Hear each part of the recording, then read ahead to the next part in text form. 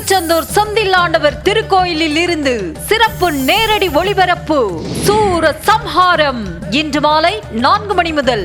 தேனி மாவட்டம் உத்தமபாளையம் பேருந்து நிலையம் அருகே ஓட்டுநரின் கட்டுப்பாட்டை இழந்த அரசு பேருந்து தனியார் வணிக வளாகத்தின் மீது மோதியதில் ஒருவர் தலை நசுங்கி பரிதாபமாக உயிரிழந்தார்.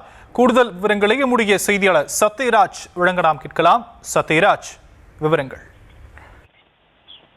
வணக்கம். அதாவது கம்பம் அரசு பேருந்து நிலையத்தில் இருந்து திண்டுக்கல் நோக்கி சென்ற அரசு பேருந்தானது உத்தமபாளையம் பேருந்து அருகே ஓட்டுநரின் கட்டுப்பாட்டை இழந்து அருகில் இருந்த வணிக வளாகத்தின் மோதி அங்கிருந்த 2 சக்கர வாகனத்தையும் மோதி அங்கு நின்று கொண்டிருந்த ஒருவர் மீது ஏறி தலை நசுங்கி அவர் சம்பவ இடத்தில் பலியான சம்பவம் உத்தமபாளையத்தில் பெரும் சோகத்தை ஏற்படுத்தி வருகிறது. குறிப்பாக கம்பத்தில் இருந்து திண்டுக்கல் நோக்கி சென்ற அரசு பேருந்து அங்கிருந்து உத்தமபாளையம் பைபாஸ் சாலையில் இருந்து பேருந்து நிலையம் செல்லக்கூடிய அந்த வளைவு பகுதியில் வந்த பொழுது ஓட்டுநரின் கட்டுப்பாட்டை இழந்து அந்த பேருந்து அருகில் இருந்த வணிக வளாகத்தின் மீது மோதி உள்ளது. அந்த வணிக வளாகத்தின் முன்பாக நிறுத்தி வைக்கப்பட்டிருந்த 2 சக்கர வாகனங்கள் அந்த பேருந்து மோதியில் நொறுங்கி அப்பளம் போல் காட்சியளிக்கிறது.